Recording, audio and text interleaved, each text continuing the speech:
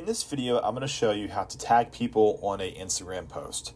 So what you want to do is go to your Instagram and go to the plus sign at the very bottom here and go ahead and pick a post. I'm just going to choose this one here. Go ahead and hit next and manipulate the photo like you normally would.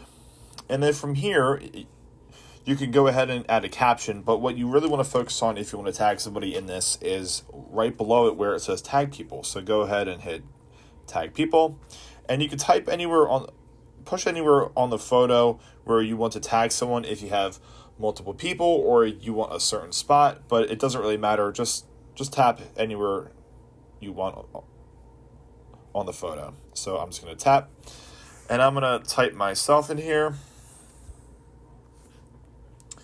And then now you see the tag here. You can actually move this around as well. So I'm just going to hit done. Everything is here. You're fine with everything and how it looks. Go ahead and hit share. And then it's going to post your post there.